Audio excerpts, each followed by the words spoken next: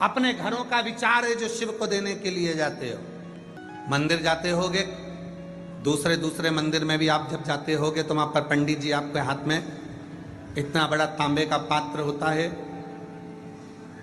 उसमें तुलसी डली होती है, आप हाथ आगे करते हो, वो जल देते हैं, तुम पीते हो। बोलो बोलो, सही है कि गलत है?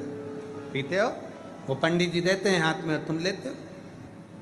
कभी पंडित जी से पूछा कि ये जल की महत्वता इतनी क्यों है?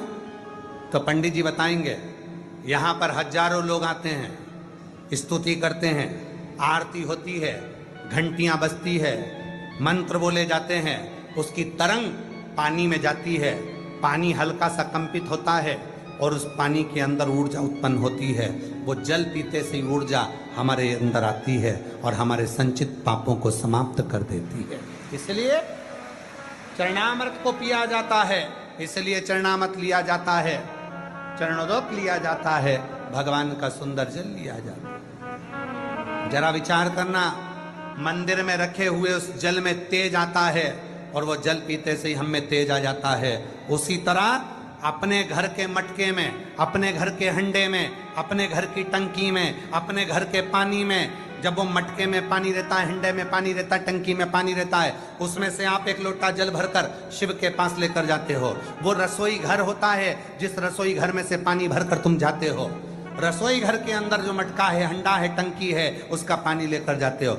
दिन भर रसोई घर में क्या बात हुई, क्या क्लेश हुआ, क्या आप शब्द बोले गए, क्या हो रहा है, कौन चिड़चिड़ कर रहा है, क्या हो रहा है, ये रसोई घर में सब चलता है। और रसोई घर की तरंग उस पानी में जाती है। उस पानी को लेकर आप घर के अंदर से बाहर निकल कर जाते हो। घर के अंदर से जब निकलते हो, पूरा वास्तु उस जल के अंदर आ जाता है, पूरा क्लेश जल के अंदर आ जाता है, पूरी परेशानियां जल के अंदर आ जाती है, सारे घर के व्यक्ति का टेंशन जल के अंदर आ जाता है। और वो जल जब महादेव को चढ़ता है तो तुम्हारा घर अपने आप पवित्र होना प्रारंभ हो जाता है, वो जल शुद्ध हो जाता है।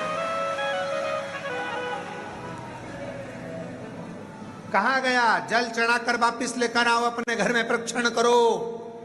जब हम जल चढ़ाते हैं, शिव पर चढ़ते ही वो जल शंकर की जटा पर जल पहुंचा तो गंगा जल हो गया। शिव के शिवलिंग पर चढ़ते ही जल गंगा जल हो जाता है। सप्त नदी, सप्त सरोवर, सारे तीर्थ, सब कुछ वही है। और वो जल हमारे घर आकर प्रोक्षण करने पर सारी हमारे अंदर की जो नेगेटिवता है वो बाहर निकलती है और ऊर्जा घर में प्रवेश करती है।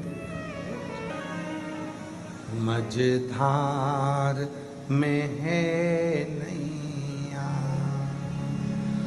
कश्ती भी पुरानी है, भोले बाबा सुन भी लो,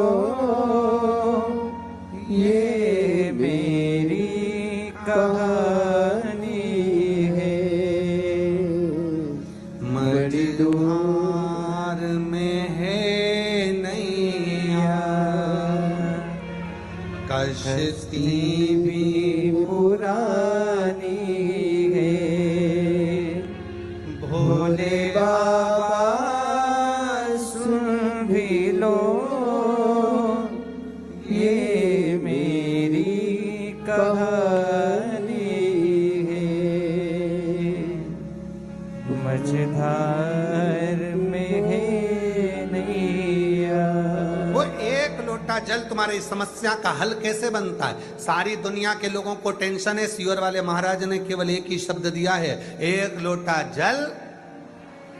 जम के बोलो जरा, एक लोटा जल।